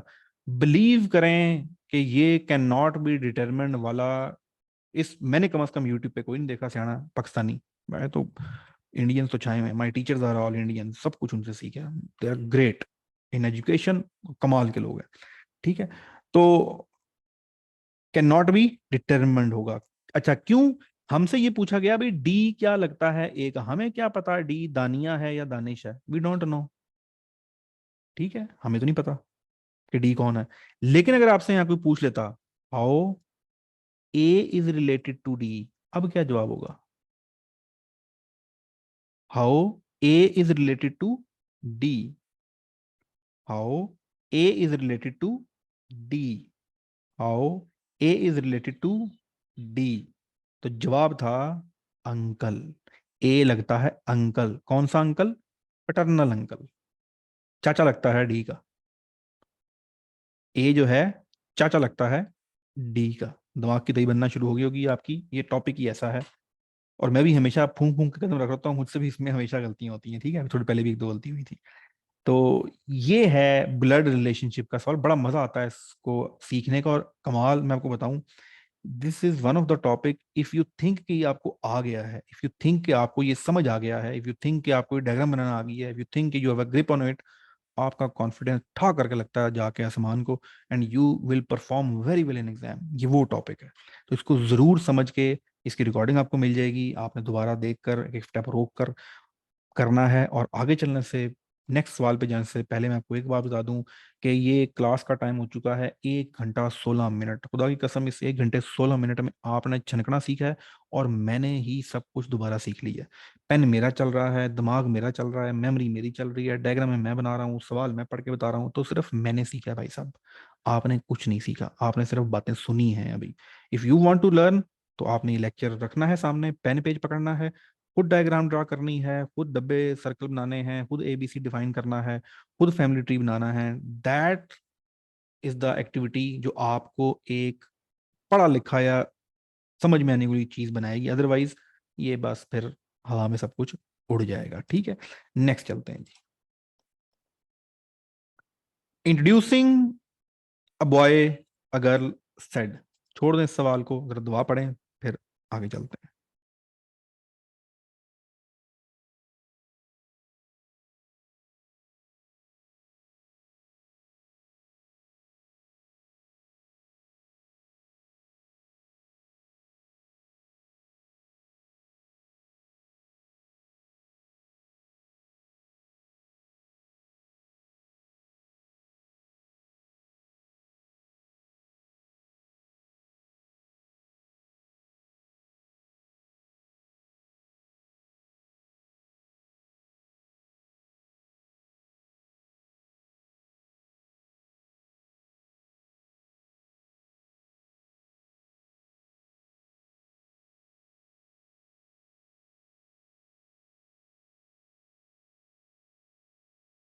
जी, आमीन आप सब लोगों को। ये बड़ा इंपॉर्टेंट है जी। मुझसे गलती हुई, हमारे कारी मंजूर साहब थे तीसरी क्लास में, सिंधी थे, बड़ी फैंटी लगाया करते थे। तो उन्होंने हमें दुआ सिखाई कि पुत्र अगर आपने इल्म सीखना है तो रब्बी ज़िदनी इल्मा दुआ पढ़ा करो। हम सारी जिंदगी रब्बी ज़िदनी इल्मा पढ़ते रहे, पढ़ते रहे, पढ़ते रहे, पढ़ते रहे। जिंदगी के 20-25 साल ये दुआ पढ़ पढ़ के अल्लाह ने कोई इतना इल्म दे दिया, इतना इल्म दे दिया कि बस ना पूछो। आईटी की दुनिया थी, कीड़ा दिमाग था। कभी जनाब सब वो इल्म हासिल कर लो, कभी फॉरेक्स सीख लो, कभी क्रिप्टो सीख लो, कभी अकाउंटेंट बन जाओ, कभी जनाब सब साइकोलॉजी की डिग्री कर लो, कभी ये कर लो, कभी वो कर लो, कभी ये काम कर लो, कभी ऑनलाइन कोई काम शुरू कर दो, कभी ई कॉमर्स कर दो, कभी फलाना कर दो, कभी नौकरी कर लो, कभी सरकारी कर लो, कभी प्राइवेट कर लो। इल्म इतना आया, कुछ अरसे बाद फिर जब फंसे जिंदगी में जाके, तो फिर बुजुर्गों के पास गए, यार ये क्या हो गया भाई, कहाँ जाए? तो उन्होंने कहा कि पुत्र दुआ सीधी कर ले। इल्म तो बिला तरतीब मांगता गया, मसन फोकस करके क्यों नहीं मांगा? मसन फोकस करके मांगना चाहिए। तो हमने पूछा जी कौन सा इल्म मांगना चाहिए? तो इल्म वही मांगना चाहिए जो आपको फायदा दे, आपके इर्द गिर्द के लोगों को फायदा दे और अल्लाह के दीन को फैलाने में फायदा दे। इल्म वही है, इल्म नाफे इसको कहा जाता है। तो इसी के लिए दुआ करनी चाहिए, इसी के लिए कोशिश करनी चाहिए। इल्म हजार किस्म के हैं, और आज की दुनिया में जो इस वक्त आईटी की दुनिया है, इसके अंदर ऐसे ऐसे इल्म है कि खुदा की पनाह है। तो उनसे बचना चाहिए। तो इसलिए दुआ, इसको बेशक आप याद कर लें, बहुत अच्छी बात है। नहीं भी याद कर सकते तो उर्दू में बेशक कर लिया करें। नियतन आप ये कर लिया करें कि या अल्लाह मुझे नाफे इल्म या ऐसा इल्म जिससे मुझे भी फ़ायदा हो, मेरे इर्द के लोगों को फ़ायदा हो, और तेरे दीन को भी फ़ायदा हो। तो इस तरह से आप दुआ कर सकते हैं। नेक्स्ट, परेशान नहीं होना, घबराना नहीं है, ठीक है। अच्छा, पिछले मैंने क्वेश्चन स्किप किया है रहमत, मैं भी दोबारा आऊंगा उन सवालों के ऊपर ना। मैंने जस्ट आपको ये जो अभी कुछ आपको क्वेश्चन दिखाए थे, ये सारे पॉइंटिंग क्वेश्चन थे। ये कोडेड क्वेश्चन है। कोडेड क्वेश्चन हमारे एग्जाम में नहीं आता, लेकिन ये सवाल अभी टाइम हुआ है 1:19। ठीक है, 1:19। आप सब लोग जरा चैट में टाइप कर दें प्लीज कि आपको क्या लगता है कि आपको ये टॉपिक कितना आता है। 100 में से स्कोर करें, 10%, 20%, 30%, 40%, 80%। सब लोग जरा ना अपना स्कोर टाइप कर दें चैट में। मैं ऑन कर रहा हूँ चैट, आप सबकी टाइप कर दें। 40%, 30%, 80%, 90%, 100%, जल्दी जल्दी जल्दी। Good good good good. 50, 70, 45, 35, 65। Good good Malik, thank you. आप सब लोगों को शुक्रिया कि आप पार्टिसिपेट कर रहे हैं। कुछ रहम किया करो खुदा का। मैं 1 घंटा 20 मिनट 80 मिनट हो गए मुझे बोलते हुए, आपसे खाली 2 उंगलियां नहीं चलती। चले 20, 70, 40। Good good good good. सब लोगों ने अपना ये जो स्कोर है, अपनी जो परसेंटेज है ऑफ अंडरस्टैंडिंग दिस टॉपिक, ये जरा याद रखनी है, ठीक है। चलें, अब मैंने ये आपको सवाल कराना है। बातें कहानियां गप्पें बहुत हो गई। इस सवाल को एक एक स्टेप को तोड़ के माइक्रो करके समझेंगे, और इस सवाल के एंड पे फिर हम दोबारा देखेंगे कि हमारा स्कोर क्या हुआ है। लेकिन अभी आपने जो भी स्कोर दे दिया है, इट्स ओके, उसको जरा याद रखिएगा। इफ अब क्या हुआ है, कुछ भी नहीं हुआ। पहले हमने अपनी मर्जी की थी ना। डब्बे का मतलब अंकल, आंटी, बहन भाई, शादी, ये हमारी मर्जी थी। हमने बना ली थी ये मर्जी। अब वो कहता है ना भाई, तुम्हारी कोई मर्जी नहीं, मैं बताऊंगा कि किस सिंबल का क्या मतलब है। कोडेड, मैं तुम्हें कोड बताऊंगा, मैं तुम्हें सिंबल बताऊंगा। अच्छा चल तू बता दे भाई।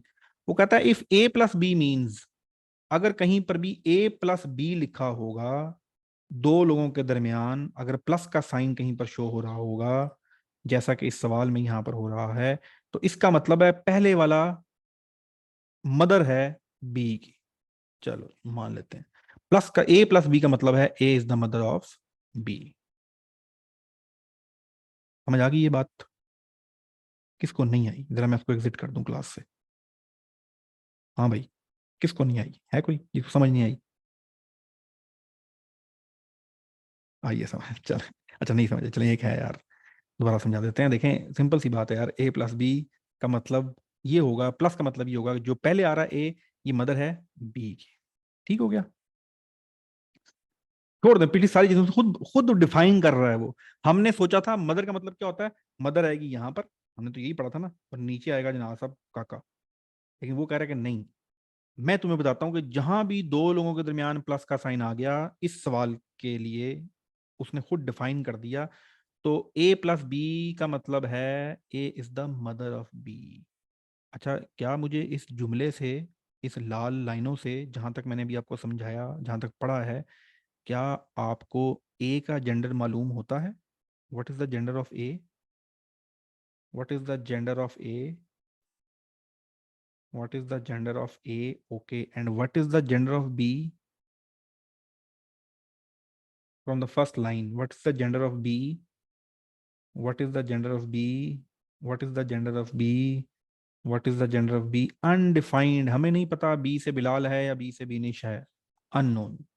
ठीक है, चले जी, गुड हो गया, ग्रेट हो गया। नेक्स्ट, नेक्स्ट पे चलते हैं। मैं हाईलाइटर ले लेता हूँ यार, हाईलाइटर से ज़्यादा आसानी रहेगी चीज़ों को बनाने के लिए।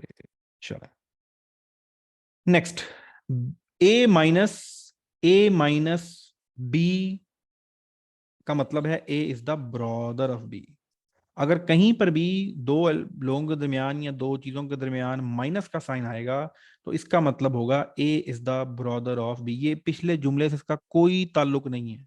हो सकता है पीछे आलिया हो और यहाँ पर जो है वो अंबर हो सकता है पीछे बी से बिलाल बनता और यहाँ पर बी से बादशाह बनता। तो इस पिछले जुमले का इस जुमले से कोई ताल्लुक नहीं है।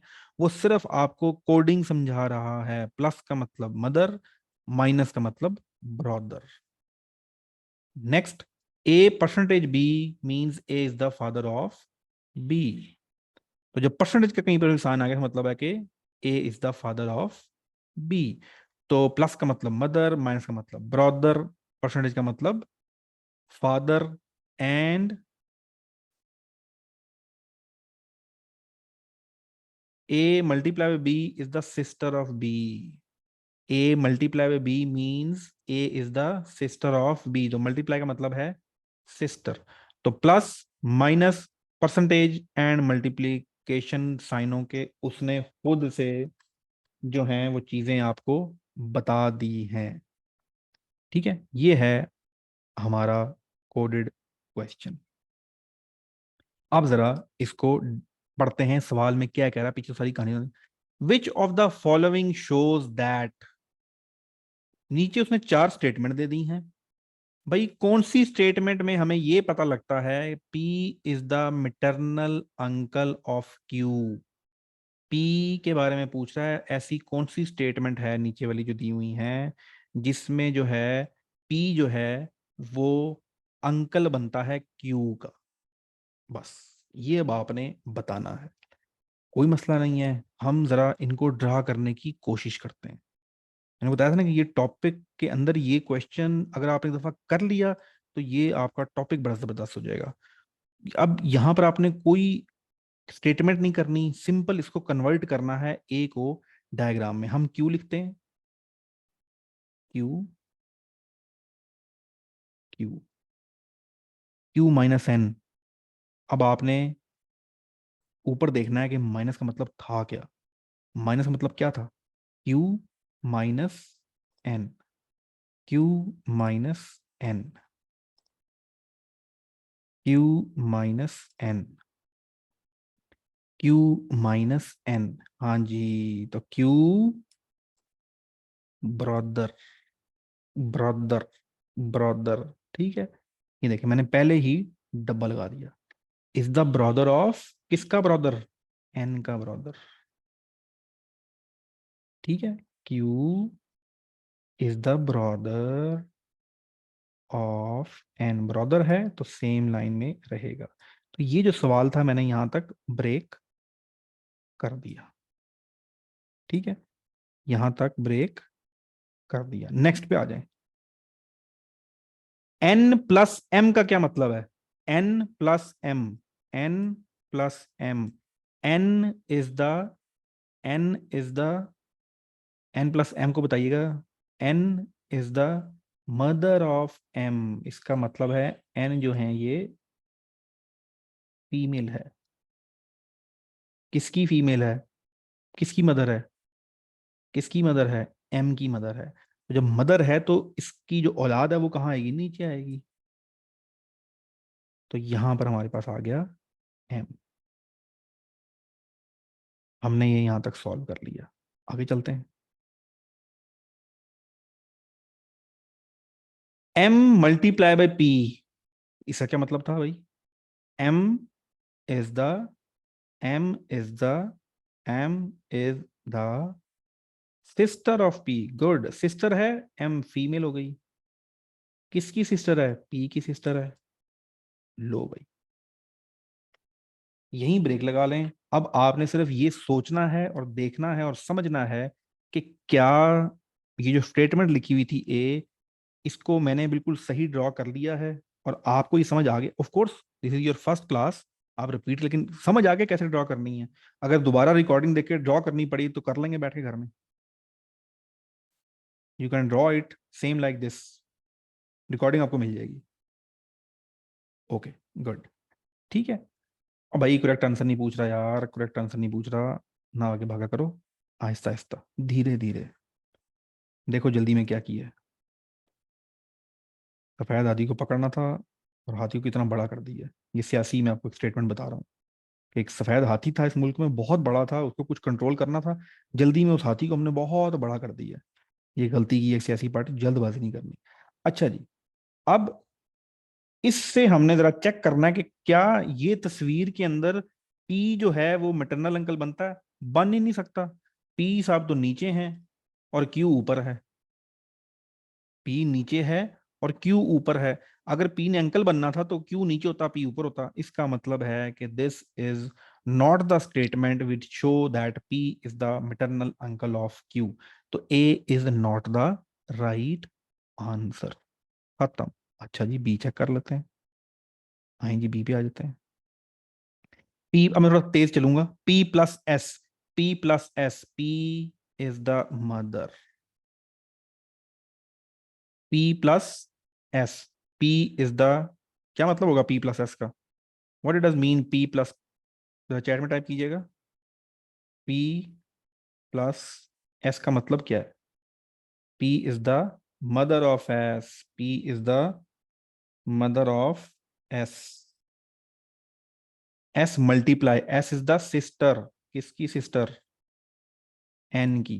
एंड एन मल्टीप्लाई नहीं, सॉरी सॉरी सॉरी सॉरी, हाँ ठीक है, एन माइनस क्यू, माइनस का मतलब क्या है? Brother, N is the brother, किसका ब्रॉदर? क्यू का ब्रॉदर। तो यहां पर भी पी तो मैटरनल अंकल था, क्यू नीचे आ रहा है, तो क्या ये ठीक है? अच्छा, ये जो सवाल है ना, देखिए अब अगर आपको कॉन्सेप्ट समझ आता तो आपने ये पूरा सॉल्व ही नहीं करना था। आपने कहना था sir P is the maternal uncle, यहाँ तो पी मदर बन गई, तो इसका तो जेंडर ही चेंज हो गया, तो आपने शुरू में इसको रिजेक्ट कर देना था। समझ आई मेरी बात? अगर आपके कॉन्सेप्ट ठीक होंगे तो आप कहेंगे P is the maternal uncle, sir P तो यहाँ फीमेल बन रही है, ये तो हो ही नहीं सकता, ये तो यहीं से रिजेक्ट। चले, ये भी नहीं हुआ, आगे चलते हैं। P minus M, P minus M, P is the brother, P is the brother of M. Okay. M plus N, M is the mother of N. Okay. M is the mother of N. Okay. N is the sister. N is the sister of Q. P is the maternal uncle. क्या कहते हैं आप? ये statement को true करता है?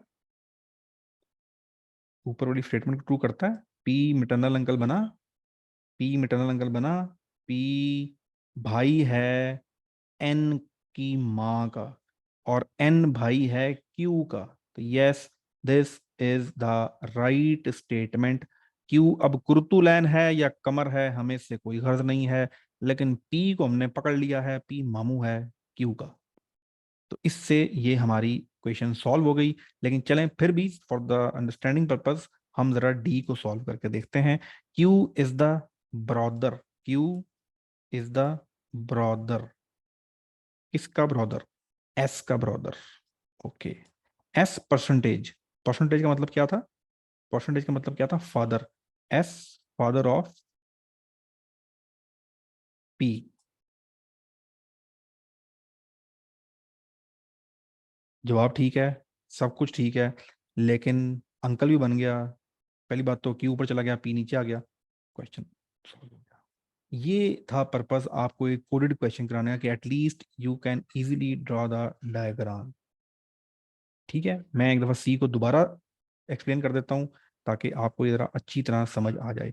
दोबारा पढ़ें, पी माइनस एम, पी को ड्रा किया। अच्छा देखें, मैं जो बोल रहा होता हूँ वही मैं ड्रा भी कर रहा होता हूँ, आपने भी यही करना है। P is, P minus M का क्या मतलब है? पी माइनस एम का मतलब है ब्रदर, पी ब्रदर मेल, किसका ब्रदर? एम का ब्रदर। ब्रेक, नेक्स्ट जुमला, एम प्लस एन, प्लस का मतलब, प्लस का मतलब इसका मतलब एम मदर, इसकी मदर? एन की मदर। N is a sister, N is the sister of Q, इसका मतलब है ये क्यू की माँ एम ही है ना, क्यू की माँ एम ही है। क्यों? क्योंकि एन बहन है क्यू की, और एन की माँ क्यू एम है, और एम का भाई पी है, तो पी हो गया मामू किसका? एन का भी और क्यू का भी। हमें क्यू का जेंडर जानने की जरूरत नहीं है, लेकिन अगर आपसे यहाँ पर ये कोई पूछे कि क्यू का क्या रिश्ता है, क्यू का क्या रिश्ता है पी के साथ, बताओ क्यू का क्या रिश्ता है पी के साथ, आप क्या कहेंगे? क्यू का क्या रिश्ता है पी के साथ? क्यू का क्या रिश्ता है पी के साथ? क्यू का क्या रिश्ता है पी के साथ? क्यू का क्या रिश्ता है पी के साथ? Good Ali Hussain, good good Pak army, good Razia Akhtar, good good good good. Unknown, हमें नहीं पता, पी क्यू का रिश्ता हम नहीं बता सकते, क्यू का रिश्ता हम नहीं बता सकते। ठीक है, क्योंकि क्यू के बारे में हमें ये नहीं पता कि वो नेफ्यू है। आपको कैसे पता कि वो नेफ्यू है? आपको कैसे पता वो नाइस है? आपको क्या पता वो कुरुतुलैन है? आपको क्या पता कि वो कमर है? और अगर आपको पता लग भी जाए कि वो कुरुतुलैन है या कमर है, फिर भी आपको बाय रूल बताना जरूरी नहीं, आपको क्वेश्चन के अंदर इंफॉर्मेशन मिलना जरूरी है। अगर इंफॉर्मेशन नहीं मिलेगी तो यू कैन आंसर अनडिफाइंड।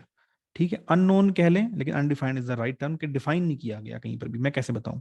मुझे नहीं पता, मैं क्यू का रिश्ता नहीं बताता। हाँ, पी का क्या रिश्ता है? पी मामू है क्यू का। दिस इज द वे आपने क्वेश्चन सॉल्व करने हैं। ये पीडीएफ फाइल अभी ग्रुप में आ जाएगी। ठीक है, इसका एक और सवाल भी था यार।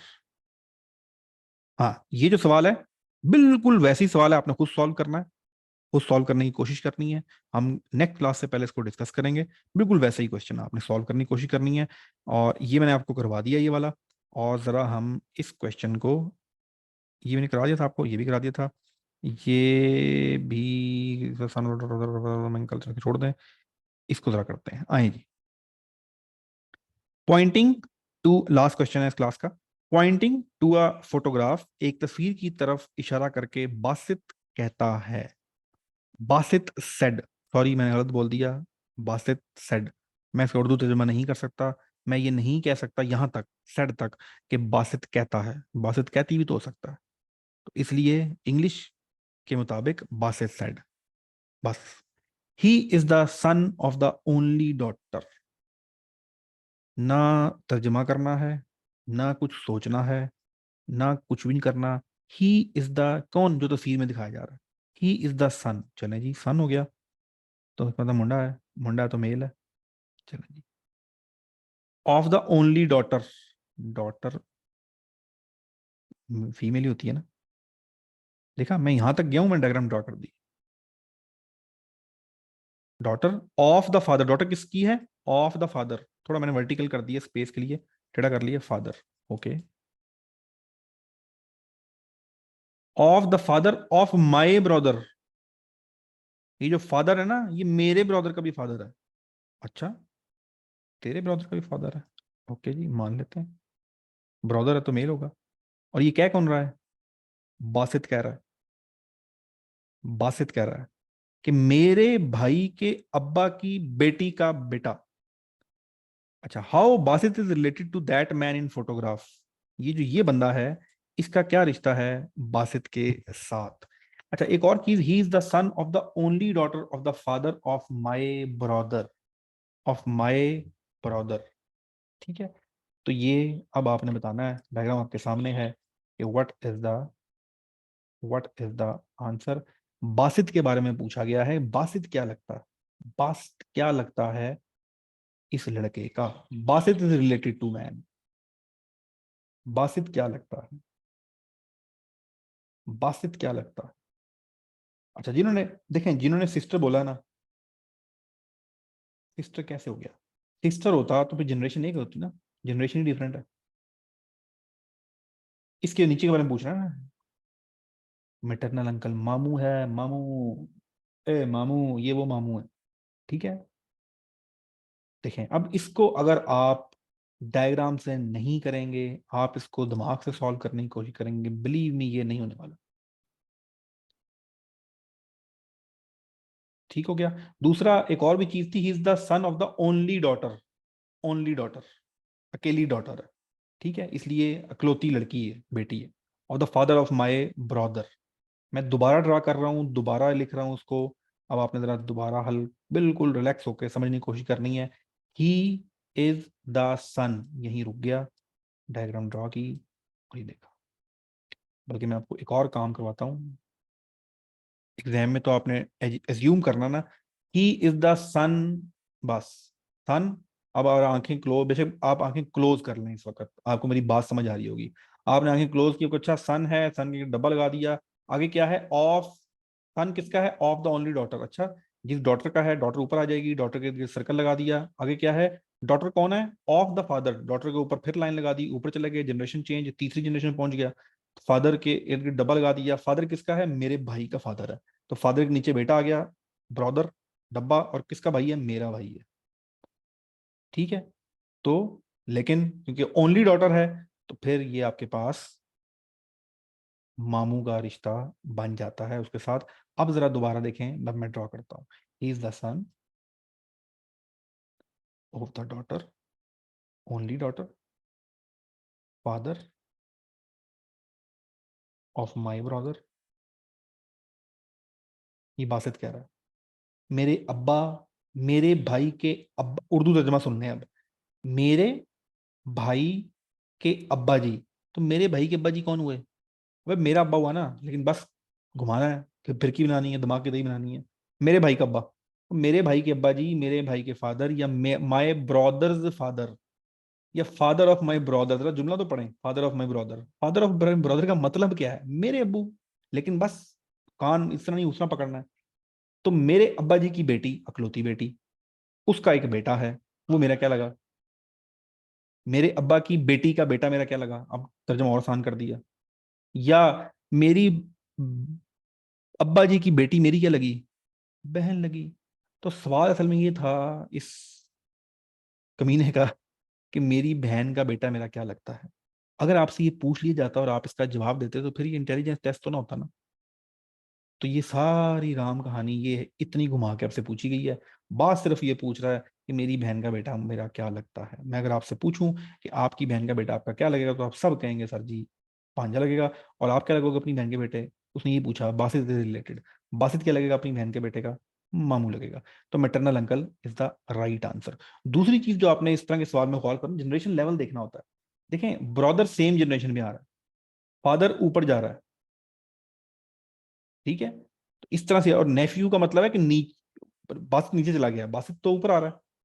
इस तरह से भी आप इसको कर सकते हैं। अब आपने क्या करना है, जिन लोगों ने उस वक्त मुझे चैट में लिखा था कि सर हमारा 20% इंक्रीज हुआ है, 30% इंक्रीज, 30%, अब उन्होंने ये बताना है, सुन लें पहले बात पूरी फिर जवाब देना है। अगर उस वक्त आप ये कहते थे मेरा 30 है, और अब अगर आपका हो गया है, जस्ट एज्यूम कर लें, आप कहते हैं सर उस वक्त 30 था अब 90, कितने परसेंट इंक्रीज हुआ है? मुझे इंक्रीज भेजना है आपने, इंक्रीमेंट कितना हुआ है आपके नॉलेज में? 1:16 और 1:41 पिछले 20 मिनट में आपका इंक्रीज कितना हुआ है नॉलेज इस टॉपिक के बारे में? 50%, 50%, 15%, 35%, 40%। चलें, द गुड न्यूज इज सब लोगों का पॉजिटिव ही है। एक तो किसी का स्टेबल नहीं हुआ, किसी का कोई ये नहीं लिख रहा कि सर 0% इंप्रूव हुआ है, दैट्स गुड। दूसरा, 0 से ग्रेटर है, दैट्स गुड।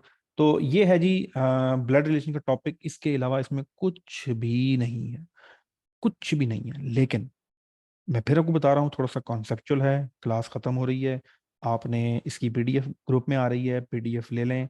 सवाल आपके सामने लिखे हुए हैं, इसकी रिकॉर्डिंग आपको मिल जाएगी, रिकॉर्डिंग ले लें। मैं ये जो अभी क्लास हुई है शायद ये रिकॉर्डिंग ना मिले आपको, मैं पिछली रिकॉर्डिंग उठा के डाल देता हूँ थोड़ी देर में। तो ये रिकॉर्डिंग आपको मिल जाएगी, आराम से बैठ के रिकॉर्डिंग यूट्यूब पे वीडियो चलाएं, साथ में पीडीएफ रखें। इस पूरे टॉपिक को आज के दिन आपने टारगेट है कि मैंने एक दफ़ा रिवाइज कर लेना, एंड बिलीव मी, मैं आपको बहुत कॉन्फिडेंस से ये बात कह रहा हूँ कि इस टॉपिक को आप जो इसमें मैंने समझाया है इसको तैयार कर लें। पाकिस्तान में कम से कम मुझे पता है, जितने यहाँ से आने किप्स में भी टॉपिक कराते हैं, ये 2 दफा मैंने किप्स की, मुझे किप्स वालों ने मतलब मैंने और किप्स वालों के साथ मिलकर एक ऑफर हुई थी मुझे वाकंड सिटी के अंदर किप्स कैंप पढ़ाने की। The only reason I rejected कि वहाँ जिस तरह पढ़ाया जा रहा था और जो चीज़ें थी, लेकिन जब आप टॉपिक पढ़ा, वहाँ था 45 मिनट का लेक्चर। तो मैंने कहा जी मैं तो 3 घंटे दें मुझे। फिर बंदा, क्योंकि जो फिजिकल पढ़ा रहा होता है ना, फिर बंदा गप्पे भी लगाता है, बात भी करता है। तो मैंने कहा जी इंटेलिजेंस का, तो इंटेलिजेंस का टॉपिक तो है जी, आपने कोर्स ही तो कवर कराना। तो मैंने कहा ना, कोर्स कवर कराना नहीं होता। जब चढ़े हैं मुर्गे हाथ, आप मुर्गे हैं इस वक्त, स्टूडेंट हैं, तो फिर उनको मुकम्मल गाइडेंस देनी होती है, मसलन आपने पूरा हक अदा करना होता है। तो इसलिए ये टॉपिक बड़ा मजेदार है। आपको मैंने क्या देना है, 1 recording of this class, 2 PDF of this lecture, और फिर हम मिलते हैं 6:30 बजे परसेंटेज की क्लास में। और कमाल की क्लास है, मजा आ जाएगा, ठीक है। चलें, thank you so much, Allah हाफिज, जज़ाकल्लाह।